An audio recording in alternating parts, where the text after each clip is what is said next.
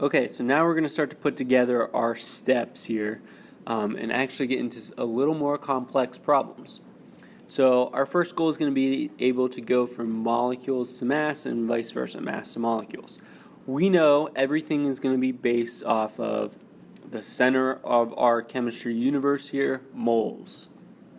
That's what's going to centralize everything.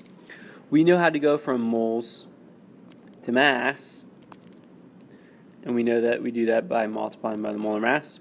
And we know how to go from molecules to mass, molecules to moles, and we do that by multiplying or dividing by Avogadro's number.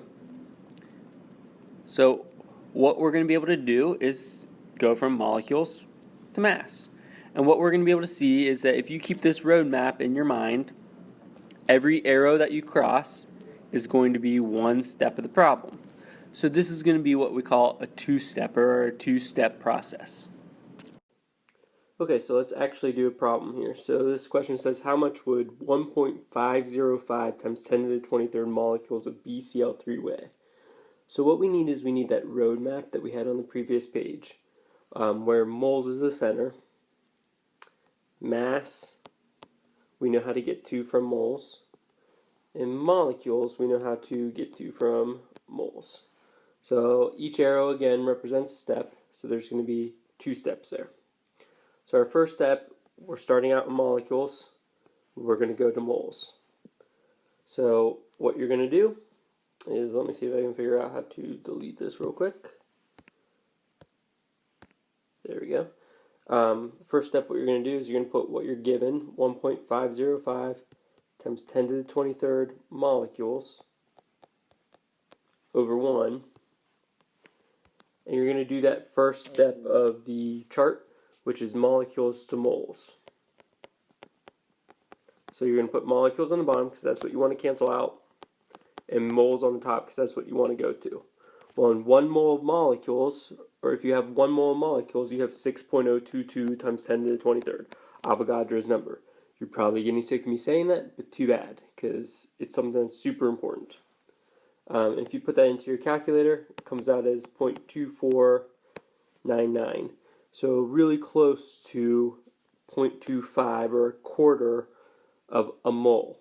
How do you have a quarter of a mole, you ask?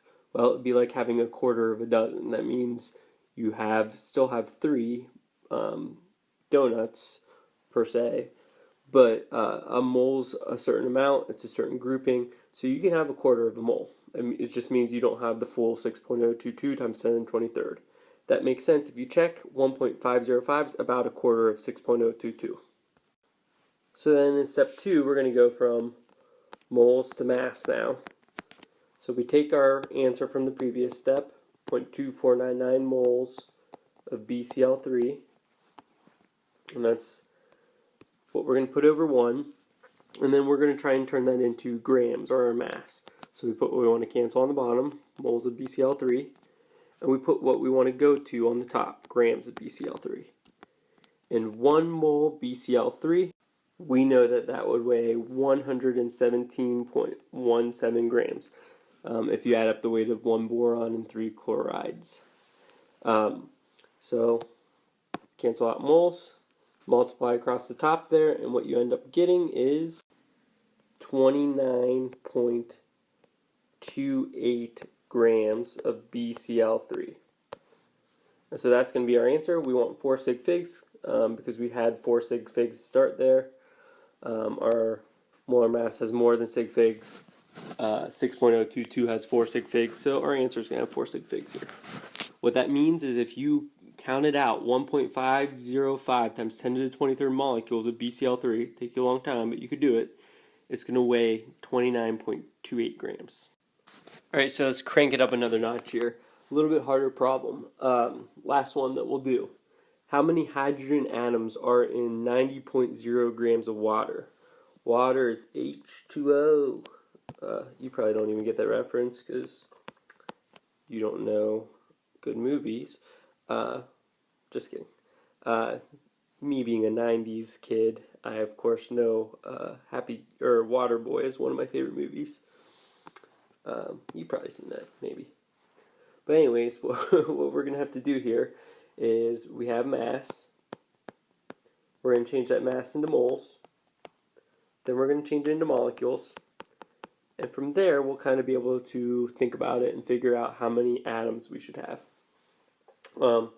So let's start off with our mass. 90 grams of water. Put it over 1. We want to cancel out the molar mass. So we're going to put 18 grams of water and 1 mole of water. Grams cancels out. And so then what we're going to end up with is, I believe, 5.00 moles of water is what we have. So in our next step, we know we have 5 moles of water. We want to go from moles to molecules of water now. So we put what we want to cancel out on the bottom, moles of water. We want to go to molecules. So that goes on the top. In 1 mole, there's 6.022 times 10 to the 23rd molecules. So 5 times 6.02 times 10 to the 23rd is 3.01 times 10 to the 24th molecules of water. So now we have to figure out how many hydrogen atoms we have. So if I asked you a simple problem like this, if you have 3 water molecules, how many hydrogen atoms you have? You all would be able to look at this and say, oh, well, there's 1, there's 2, there's 3 molecules of water, so I have 1, 2, 3, 4, 5, 6 hydrogen atoms, right? Just like that, it's just that simple. If we have 3.01 times 10 to the 24th molecules of water, in each of those molecules of water, there's how many hydrogen atoms? That's right, 2.